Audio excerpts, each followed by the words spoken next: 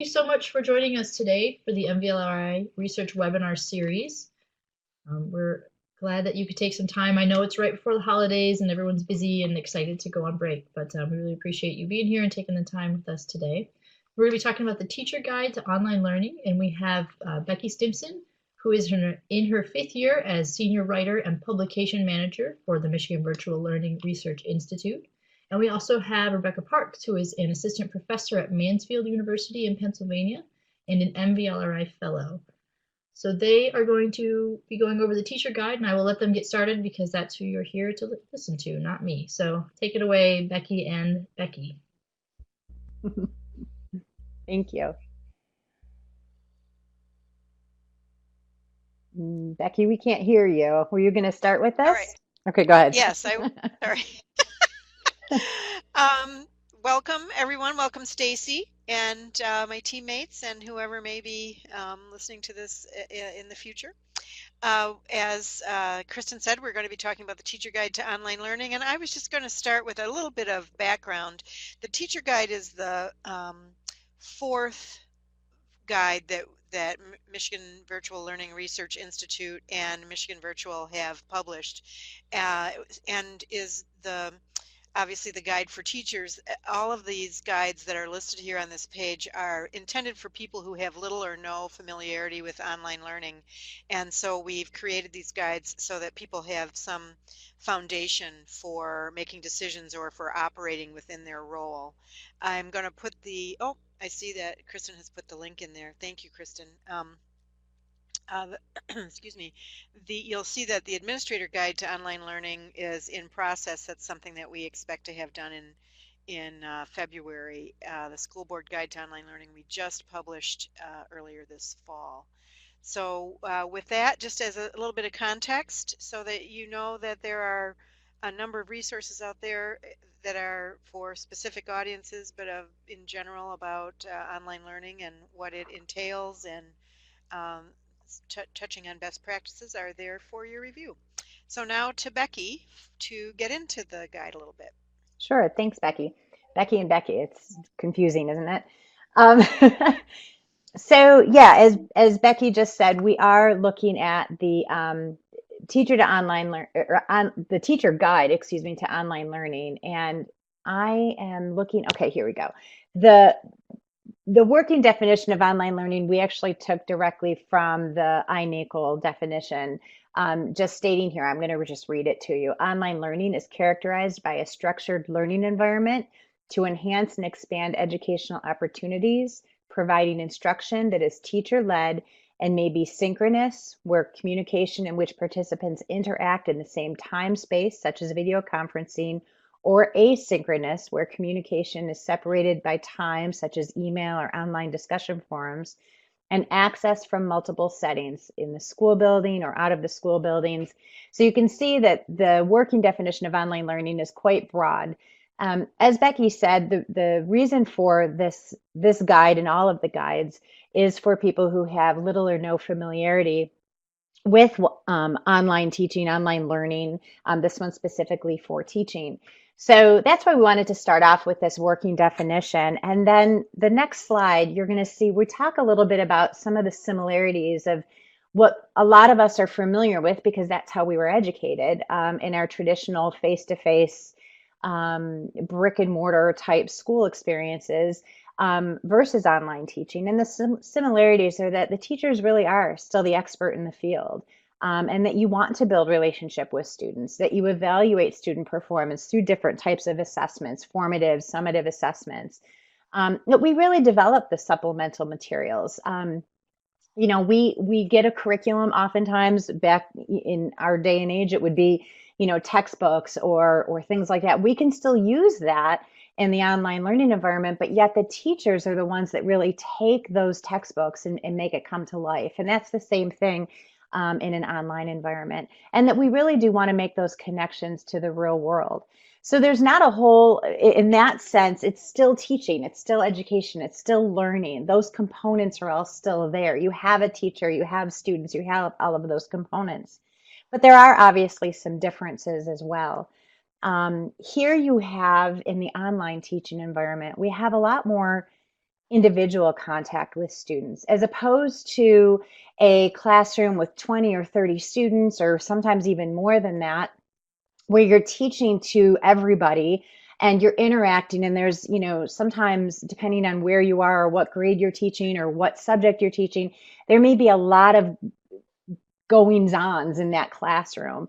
Where in the online teaching environment, you really do have a lot more individual interaction and communication with the students, and that's really done largely through email, through phone calls, through text messaging, a lot of electronic uses. You can do that through your LMS, your learning management system, video conferencing. A lot of teachers that I was speaking with talk about how they try to do video conferencing, some even as much as at least once or twice a week. Some can't get to it that often. Sometimes they'll just video their own lessons or themselves to make them appear or to be real, to show, yes, I am a real person, I'm not a robot. But we also, the difference is that it's that individual through that graded feedback too. We need to, we're going to talk a lot about feedback and good communication later on, but that's really the way that we will communicate with our students. We do have increased opportunities for individualized instruction because of that individualized contact. So we can really see where a student might be struggling and really be able to teach to those areas of needed improvement. But we can also really praise and explore and go deeper and wider, if you will, with their learning. The difference too is that school is quote unquote open 24 hours a day, meaning students can work at any time of the day or night in an asynchronous environment. The students, in many cases, are assigned a mentor that will also sort of be a liaison between that student and the school and the administrator and the teacher. And there's a lot, and actually, if you look at the mentor guide, you'll see a lot of information in there too. And then the next three is really depending on the online learning model. There is open and ongoing registration, which means that students can enter your classroom at any time. It's not always the very first day of school. It could be mid-semester. And so you have to meet them where they are at. The student does have a lot of autonomy of their lessons. In other words, they may, depending again on the online learning model, they may be able to skip around a little bit. They may be able to say, you know what, I'm going to work on this lesson and this lesson and this lesson today, and then for 2 days not work, and then another day maybe work on 5 lessons, or skip around a little bit. And so that means that the teacher really has to be careful to make sure that the students are staying on task, that they're not getting ahead or falling behind or leaving. So you really have to really watch that too. And then also the content is already created for you. And in speaking with the teachers, there's some great things about that and some not so great things about that. But really the great part of that is that you really get to focus again on those learning needs, on the needs of the students. So the content is there. But yet now you get to teach to the ability of each of your students. So, and also you can really kind of do some follow-up. You can do a lot of grading. You can do, like I said, a lot of that individualized instruction. So there's really some great positives to the online teaching environment, but it does take a little getting used to if you're just starting out. But then you ask, well, why do teachers choose online learning? Yes. Becky, can I add something? Yes, please. You may have commented on this before I logged back in and got my microphone back, but just a little bit more context. We developed this guide using 2 courses that Michigan Virtual Student Learning Services folks created and Professional Learning Services folks created. One being the orientation program for our educators, who are people fresh out of college or pretty fresh out of college who have not had an online teaching experience, who join us for a 2-year session where they are mentored by experienced online instructors. There are things that you can, we have a series on the iEducators that I'll put the links in the chat box. And then the other class was the course that is offered to new hires who teach for Michigan Virtual. In addition to, so much of the content of most of the content of the teacher guide comes from those two courses. That content having been created by instructors who are quite experienced, excuse me, and successful in teaching online. The other thing, though, was that Becky did these interviews. She's referenced a couple of times the teachers that she talked to. She interviewed teachers from a number of members of the Virtual Learning Leadership Alliance, um, Georgia, Idaho, Wisconsin, Michigan, and a couple of some of our teachers. So just so that you know that the content of the guide itself comes from the people who do the work. Becky, did you want to say anything else about that? Absolutely. The boots on the ground. I think that that's important to recognize. Thank you for reminding me of that, Becky. It really, the boots on the ground, it's getting the people that have been doing this for several years. One of my favorite questions was, now that you've done this for several years, what is something, if you went back to your very first day, that you would tell yourself? And it was really interesting to hear the feedback. And I think Becky and I tried to really embed those quotes into a lot of the content here, and not just the quotes, but even their ideas and their beliefs and their expertise in this field. So we worked really hard to try and embed that in, sometimes in direct quotes, sometimes just within the content of the guide itself. So thank you for reminding me of that, Becky.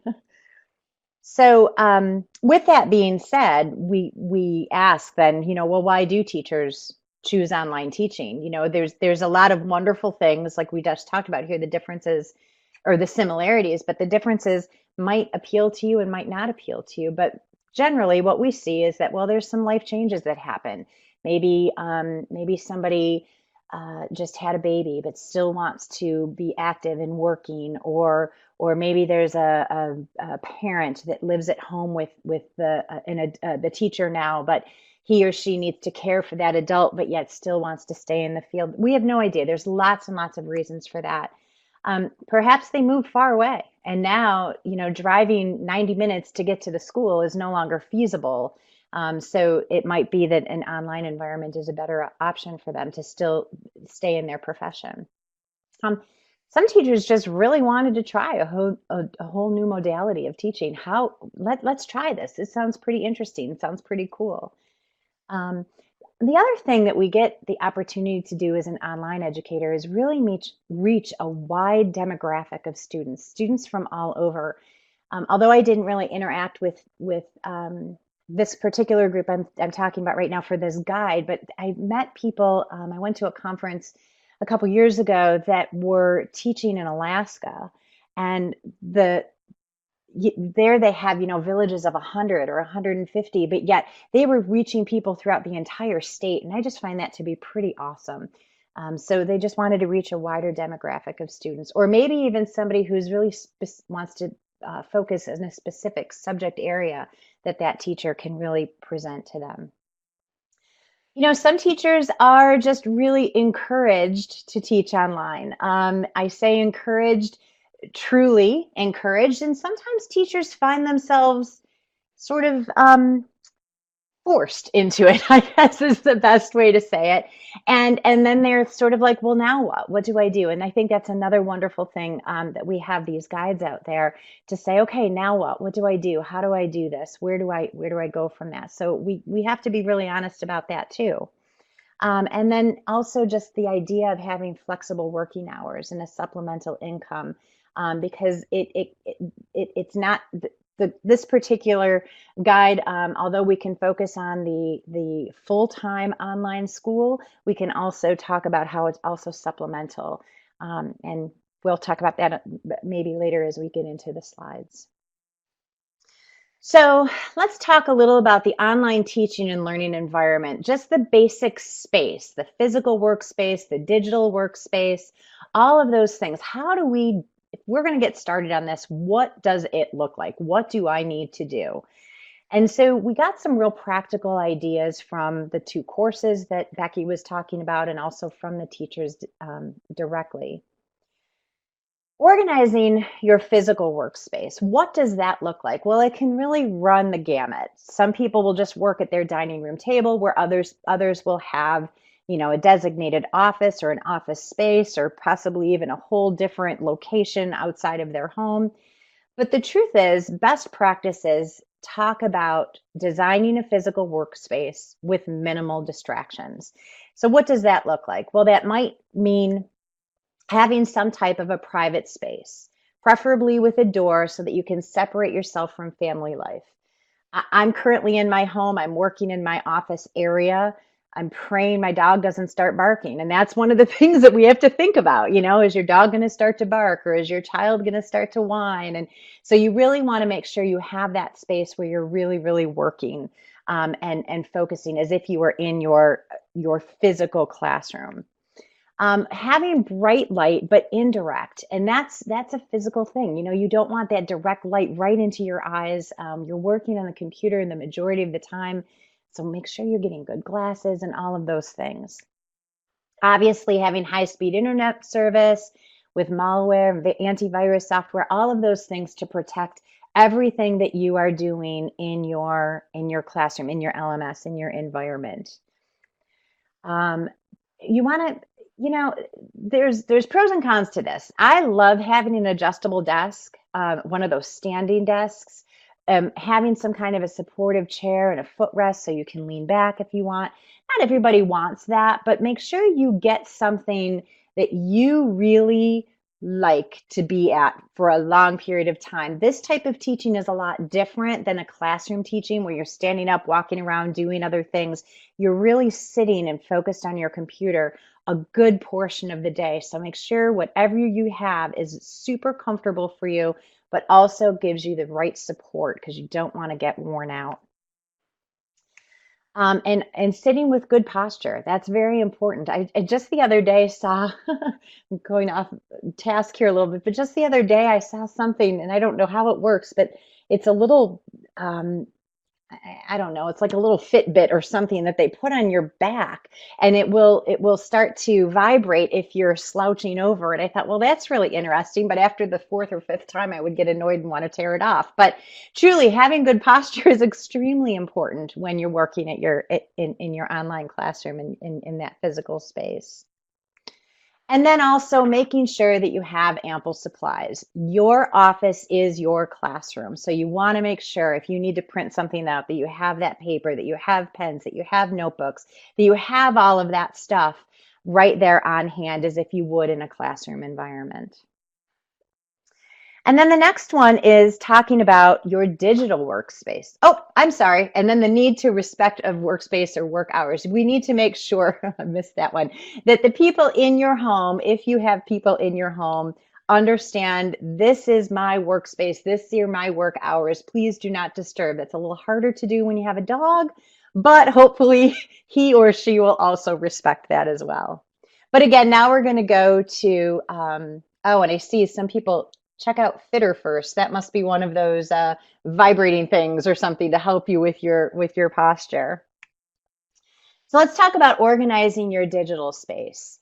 We want to make sure that your digital space promotes efficiency, that you're not having this just massive amount of folders or clutters on your screen that are going to distract you, or everything should have its place. I believe in my home, my daughter laughs at me, everything has a home and it belongs in its home. And so my daughter, if she'll leave something laying around, I'll say, Erica, where does this live? And she'll roll her eyes, but she'll put it where it lives. So it's a good thing.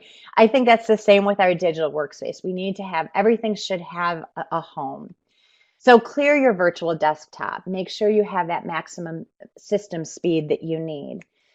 Create electronic folders using, it doesn't matter how you name them, but make sure that it's identifiable enough for you to know exactly where to go, how to get this, but also that you're consistent. So don't name one folder, starting with a date, and the next folder with a name. And I would be as consistent as you can. It makes it much easier. Scan paper documents and place them in e-folders. Sometimes we have so much paper clutter, and some people are really good at finding that. I'm not. So one of our best practices really is to just scan all of those documents and have them, because if for some reason you get coffee spilled on it or something happens, you'll always have a digital copy.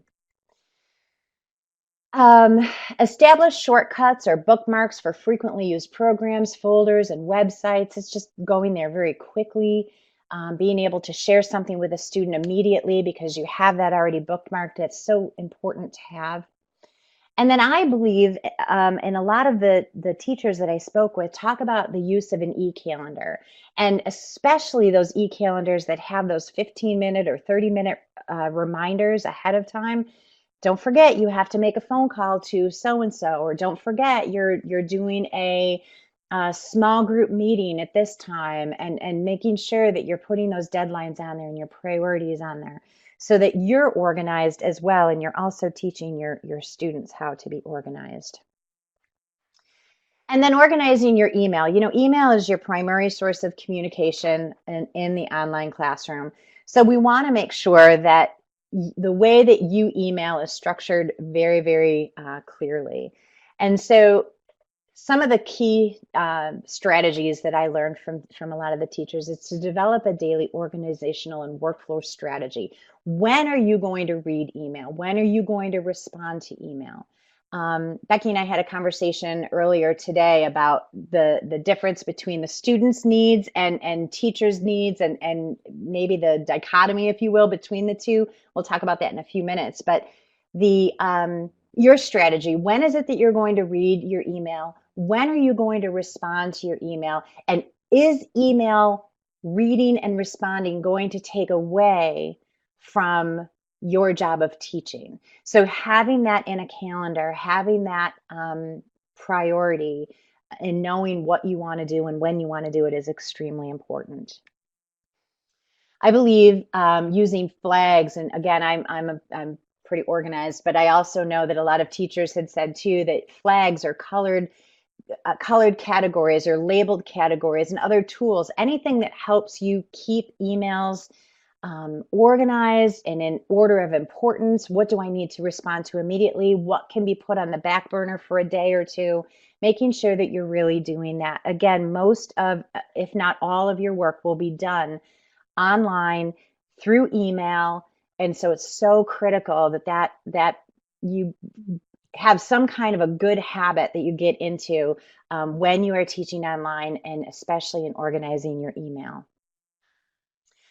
Consider archiving emails. So we want to clean up our inbox, but yet we know that there's so many important emails out there, or so many things that we want to hold on to. And instead of addressing all of these, folders or whatever, which you obviously can do. Don't know what happened there. I don't know. We moved forward for some reason. Instead of doing that, we really want to just archive those emails, because you can get to them again and still get them off of your inbox. So let's talk about your e-calendar and having a routine. That schedule management. Remember, school is open 24 hours a day, but we need to make sure that we have our own routine set as an online teacher. So what does that look like? Well, we want to, again, manage our time effectively, having some kind of a daily routine. At this time to this time, I'm going to check my email. This time to this time, I'm going to respond. From 9 o'clock to 10 o'clock, I'm going to grade, and then I'm going to bring in small groups. Whatever schedule works well for you, put that on your calendar. Note that. Share that out with people so that they know this is when I can respond to you, and so on. Develop and maintain and share your office hours with students, with parents and guardians, with mentors, and even with your colleagues. And just as we said, to have the people in your home be respectful of your workspace, sort of the same with your office hours too. During this time, I really can, meet with you, call me, contact me. Now, as a teacher, we all want to be there for our students, and we should.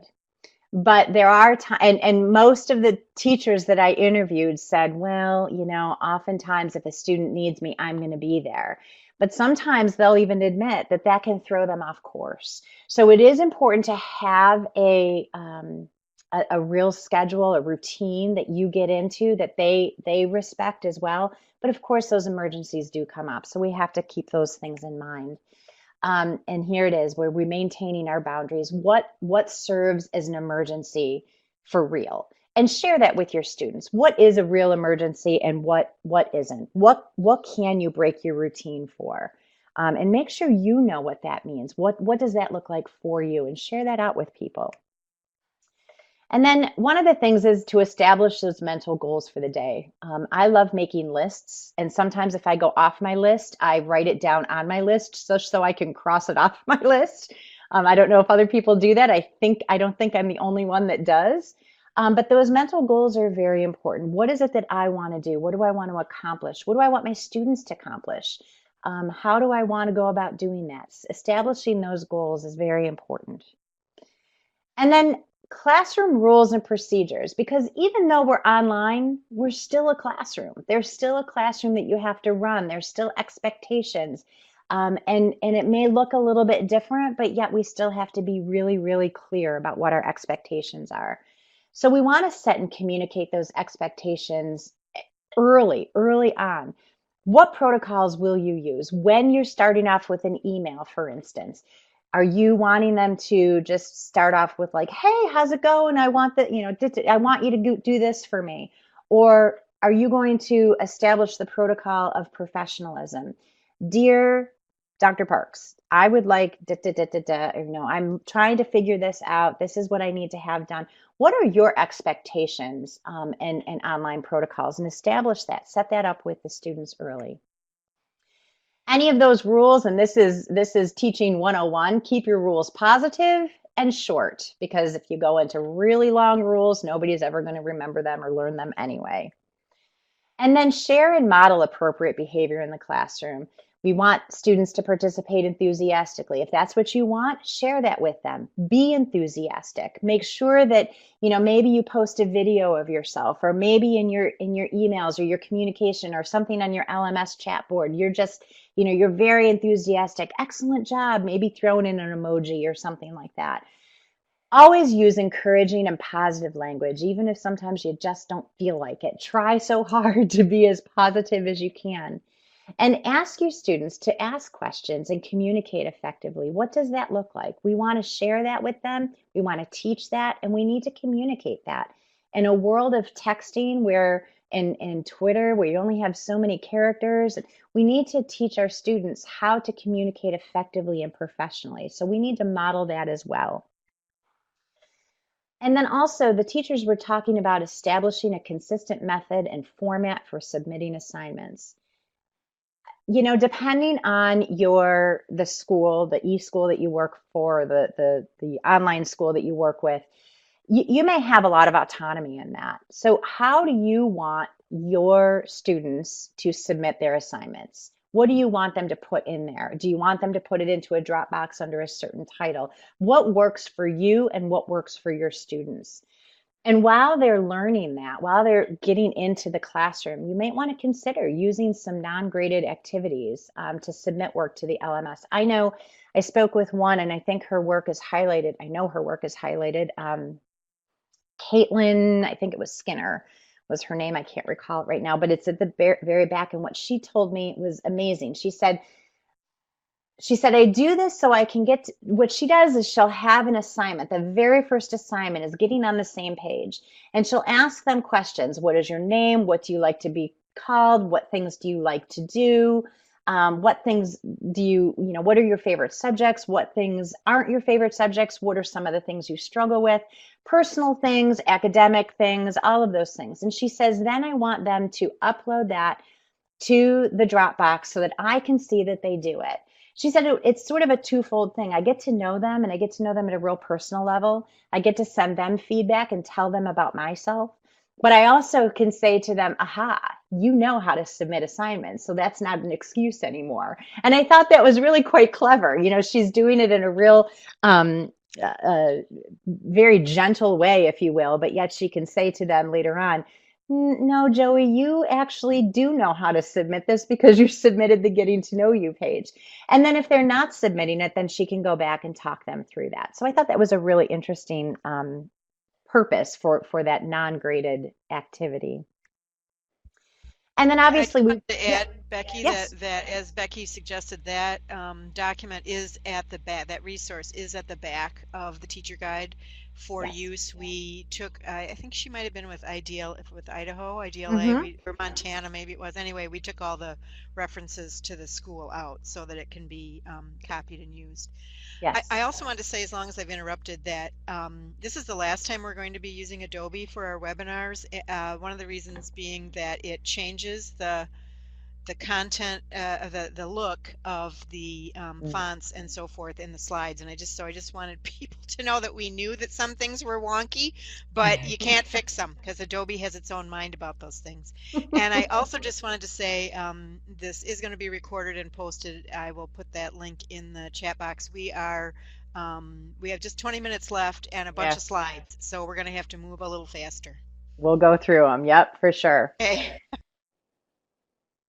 So, okay, so let's go on. To maintain a healthy life and balance and workload. Interestingly, we look at this work-life balance, and teachers will always say, I don't know that I do this well. This is the one area where every teacher said, I don't know that I do this well. So let's look at this, how to maintain a work-life balance. Well, we want to maintain a manageable work schedule, defining those work and non-working hours. Make sure that we're telling parents that, we're telling students that, but not feeling guilty when you're not at your computer. Because again, students might post something or have a question at 1 in the morning. The last thing you should be doing is picking up your phone and answering them at 1 a.m. That's your sleeping time, or at least it's my sleeping time. Don't feel guilt-free. Prioritizing your tasks, saying no to non-critical tasks, and giving yourself daily timeouts. We have time in a physical classroom environment where we can just give ourselves timeouts or use the restroom or go for a walk or go talk to a colleague for a quick moment. Give yourself that ability to do that even in the home. And then create that separate work and personal email, phone, and social media. You do not always need to be connected to your work. You're allowed to say, okay, work is over, and now I'm going to be I'm going to be able to move to my personal time right now. And then most importantly is asking help when needed. In the online learning environment, you can feel isolated at times. So there's all kinds of other communities that I know we highlight in the teacher guide as well. There's the edweb.net. I think there's the ISTE community or educator PLN community. There's lots of communities out there outside of your own organization where you can feel connected as well. All right, so let's talk about the responsibilities of the online teacher. Obviously, communication is one of them, and then engaging students in the learning process. And so effective communication promotes an effective learning environment. And so a lot of times people will talk about setting the tone with a welcome letter to both the students, the parents, and the mentor. And when we're setting the tone and sending out a welcome letter, even to the students, you want to show them, I'm not a robot. I really do exist. I really am a human being with feelings, with emotions, with a dog, with a daughter, with a husband, with, this is where I live. This is my yard. This is my office. Feel free to do that as in a video or in pictures or whatever works. But the same with the parents too. You want to make sure parents know that you are approachable, that you can answer their questions as well. That welcome letter really does set that tone. And then we want to make sure you're including group announcements in your course room, usually on a weekly basis is what we're hearing a lot in the field. Establish individualized communication, again, making sure that you're giving out your email, that you are talking to people through email, and maybe even picking up a phone or texting a student. And then social media, social media is out there, and we want to consider that. And depending on where you work or if you're allowed to, some people talk about social media as being a wonderful thing, and some say you have to be really, really cautious. And of course, I'm just saying that there are some social media concerns. And then most importantly, whatever you're doing, using the 4 Ps when communicating. Okay, Becky, what does the 4 Ps mean? Well, here it is. The 4 Ps of good communication, it's highlighted in our teacher guide. It's making sure that your communication, whether it's verbal or through a video chat or email, is personal, that you're welcoming them by their name, that you're polite, that you are always positive, even again when sometimes it's hard to be, and that you're professional, so that you're still modeling, we may have a disagreement here, there may be some issue going on, but we're still going to be professional. We need to model that for our students, for our parents, for everyone. Teacher responsibilities are to foster classroom discussions, and that's how we get our students engaged in the course and the community, the online classroom community. So what does that look like? Well, one of the things, again, and this seems a little repetitive, but is providing model responses to demonstrate your expectations. What is it that you want their responses to look like? And then respond to posts, the posts that the students post in the course room. Be honest, but be respectful and polite. Remember those 4 Ps. Ask your students to support their opinions. Ask the students to evaluate the arguments. We can do that too. If somebody says yes and somebody says no, well, let's look at that. Why would that be? And then state their why when they're disagreeing. Oh, I think you're wrong. Okay, well, why do you think I'm wrong? Or why do you think that? And also to avoid generalizations. We really want to, this is an opportunity for us to really, as teachers, to really be able to bring out the uniqueness in individuals. And that's something I think is really unique to the online learning environment. We want to make sure that our responses are free of errors, just like we tried to do here in this PowerPoint, but it is a little wonky. We want to make sure to move the discussion forward, add and expand on comments, ask clarifying questions for deeper understanding. Again, this is something that we have the ability to spend more time on in the online environment than we might in a regular brick and mortar classroom with 40-minute or 50-minute classes, because you really can think about your responses before you put them in print. And then obviously, and again, Teacher 101, linking to prior knowledge, scaffolding our learning, making those personal connections, incorporating those key terms, vocabulary, concepts, anything that you're teaching, make sure we're making those links and scaffolding that instruction. And again, social media cautions, we've talked about this. If you're going to use social media, you want to make sure to obtain student permission. That you're never, obviously, seems like such a common sense thing, but if we don't say it, then we would be silly too. Never share student grades or personal information. If you're going to use social media within your course room, have your parents or guardians sign a release. And avoid those personal messages to students in social media. If you're going to do something, make sure it's very broad. And if you're going to use something like Snapchat or Instagram, which seems to be the thing right now in middle school and high school, make sure you're creating specific classroom teacher accounts that can be private even. And then, whoa, what just happened here? I don't know what just happened. Now it's going on its own. Becky, do you see it just going now? There we go. Okay. I do. I did not do that. There's a little needle at the bottom that just shot across the screen. I was not touching it. But I guess that's the internal. Maybe it happens when Adobe knows you've got more slides than you have minutes left. All right, so I'm flying through that. Okay, so we're going to talk about making sure that our students that we're listening to the voice, that we're looking, I don't know what's going on, that we're looking at allowing the student to have a voice. Some of the coolest things about online learning is that introverted students are able to share their voices more readily. They are the ones that have such great ideas in their head, but they don't have the ability to speak out loud in a classroom. And in an online learning environment, they can write their ideas, and it's amazing to see them.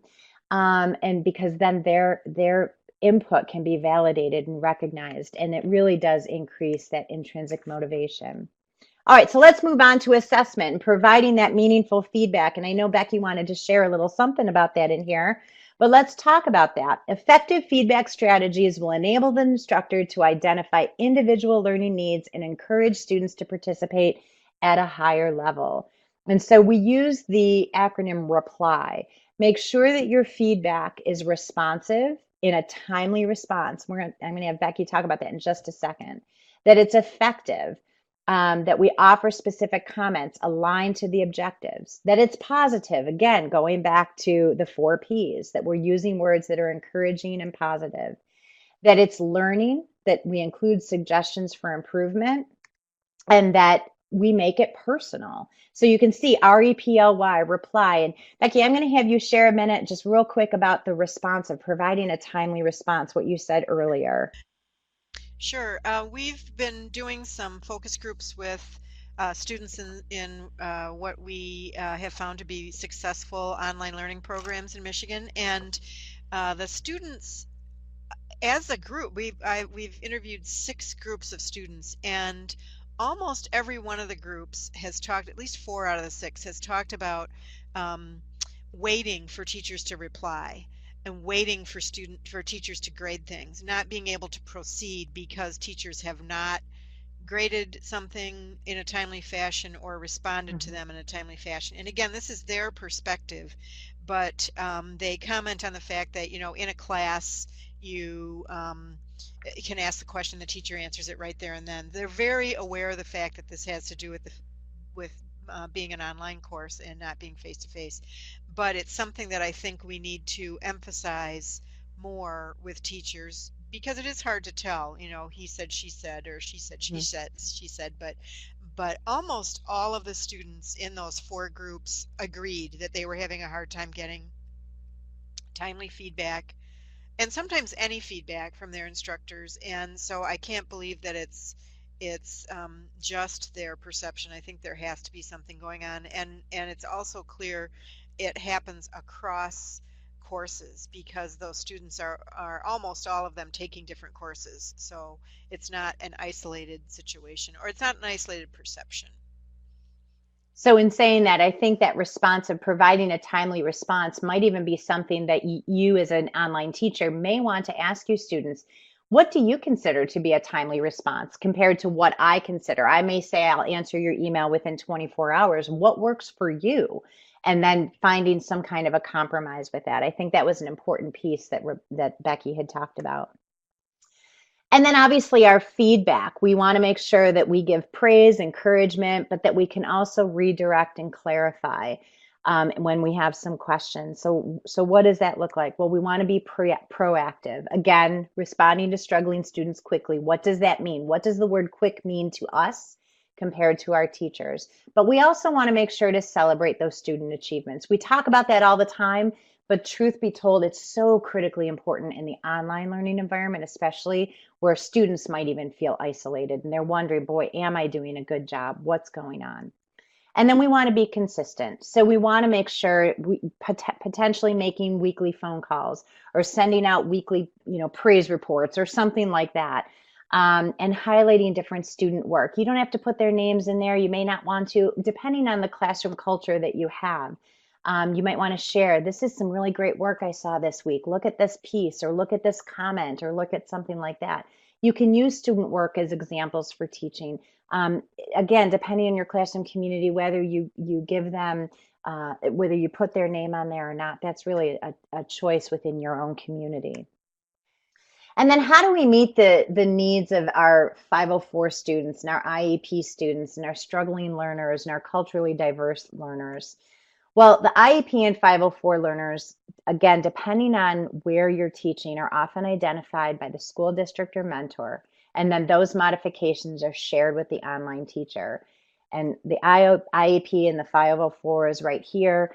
The IEPs, you would be getting those modifications, or what they consider, what modifications should be considered for those students.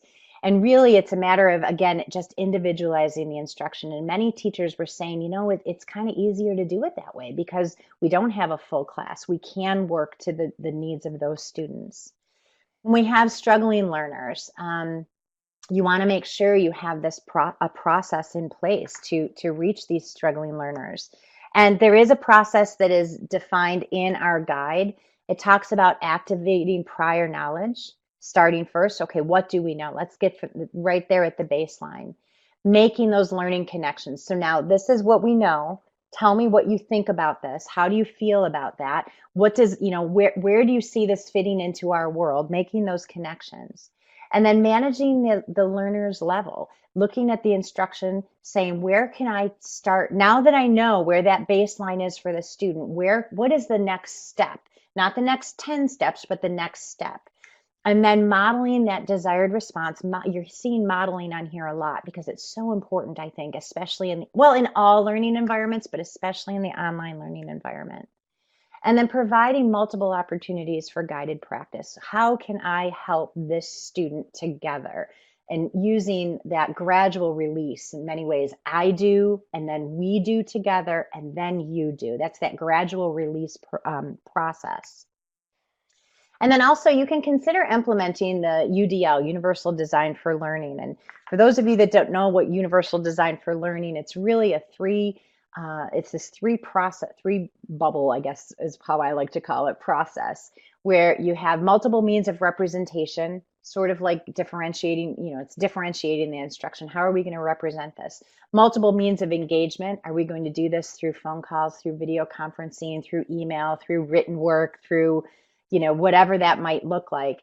And then multiple means of expression and action. What are we going to ask our students to produce at the end? How are they going to express and show their understanding, prove their understanding, their level of mastery? And then our culturally diverse learners. We want to make sure, because again, we're reaching a gamut of learners in many cases when you're in the online learning environment. Very diverse, very, very broad group. You want to make sure to avoid slang and getting rid of those culturally specific humor or references. It might be confusing to some. We want to make sure we're making our expectations about that online learning very clear, and that can really, really, really be done through modeling. Be accessible. Again, what does that mean to us compared to what that means to our students? But be accessible, be open to having those open office hours and even just chatting at times. Learn about those other cultures. Well, if you do that getting to know you activity that Caitlin Skinner had put at the end of our, that's shared at the end of our teacher guide, if you do something like that, ask questions about that, talk about that, get them involved. Avoiding generalizations about individuals based on superficial knowledge. We can do that all the time, sometimes not even intending to do that, but let's do our best to avoid that. And then again, understanding your target audience. If you're teaching ninth grade, we need to remember we need to talk ninth grade level. Let's just go on real quick.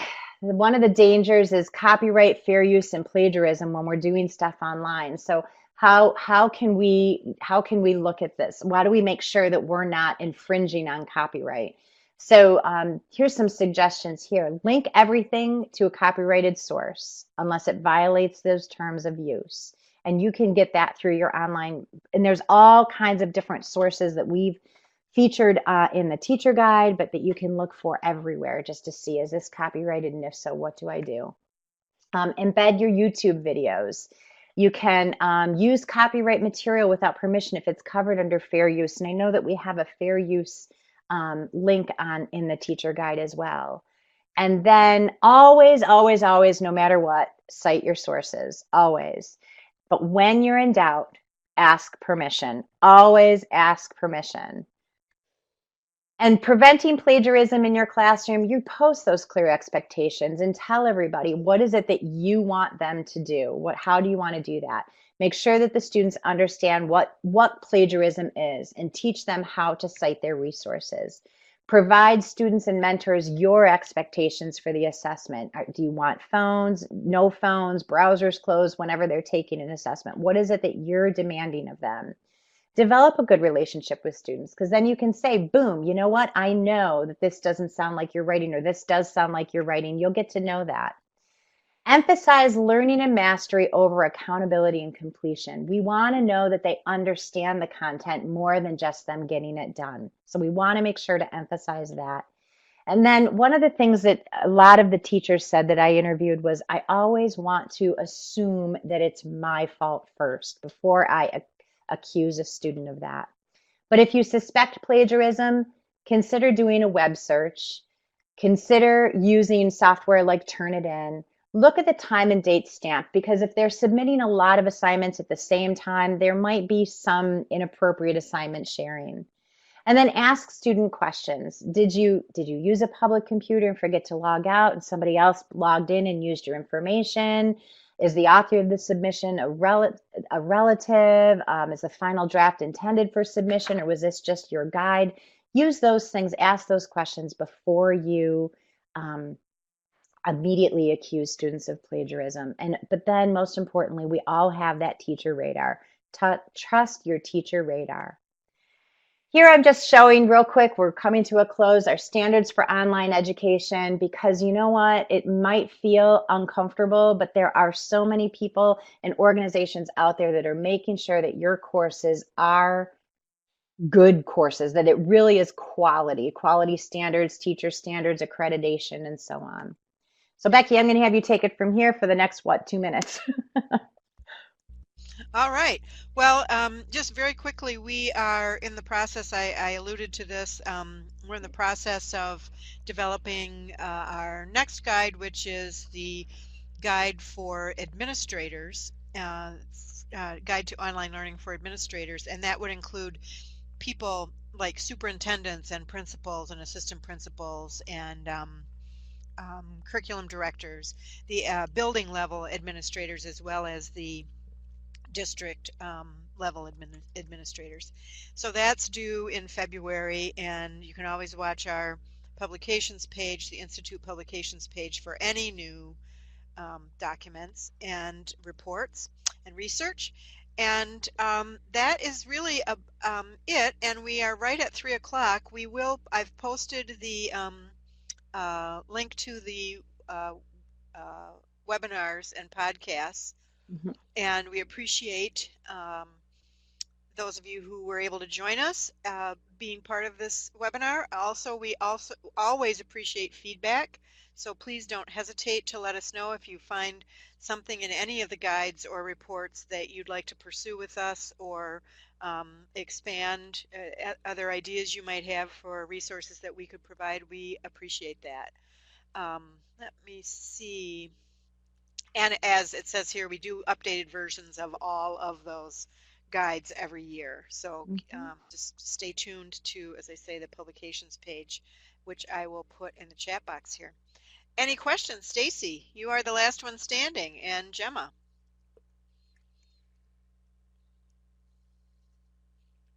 You are quite welcome. As I say, happy to have you here, and I'm just going to put in the box here our publications page address.